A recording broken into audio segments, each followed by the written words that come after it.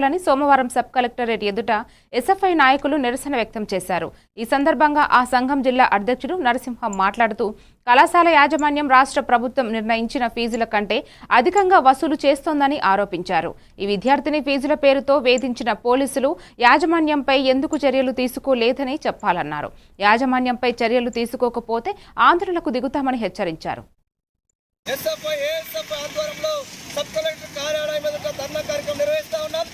ప్రధానంగా మహత్యకాల యాజమాన్యం పైన ఫీజుల వేధింపు పేరుతో విద్యార్థి సూసైడ్ నోట్లు చేసుకుంటే ఈరోజు పోలీసులు యాజమాన్యం పైన కేసులు నమోదు చేయడంలో పూర్తిగా విఫలమయ్యారని చెప్పి చెప్పదలుచుకున్నాం. ఈరోజు మహత్యకాల యాజమాన్యం ప్రత్యేకంగా ఈరోజు ఫీజుల పేరుతో ఈరోజు రాష్ట్ర ప్రభుత్వం చెప్తా ఉంది.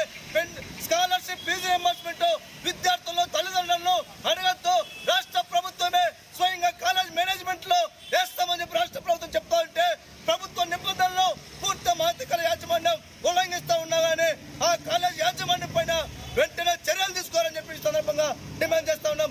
అంతేకాకుండా మహత్యకాల యాజమాన్యం ఆర్థిక బలంతోనో రాజకీయ బలంతోనో ఇలా విద్యార్థులను మానసికంగా వేధింపులు గురి చేస్తూ ఇలా ఫీజులు కట్టించుకున్నటువంటి పరిస్థితి రోజుంది. కాబట్టి తక్షణమే మహత్యకాల యాజమాన్యం పైన క్రిమినల్ కేసు నమోదు చేయాలా. ఈరోజు విద్యార్థులు సూసైడ్ చేసుకోవడానికి కారణం అవుతున్నటువంటి అంటే ఇలా విద్యార్థులు అనేక రూపాల్లో ఈరోజు ఆందోళన చెందుతున్నారు.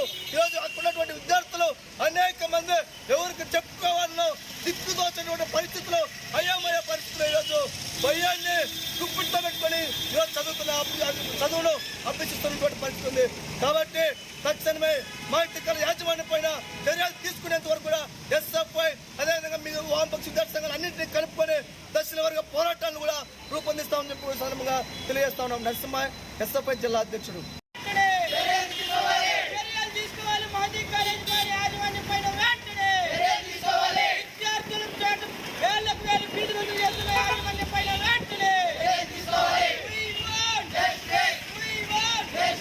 పైన వెంటనే చర్యలు తీసుకోవాలని చెప్పి ఎస్ఎఫ్ఐ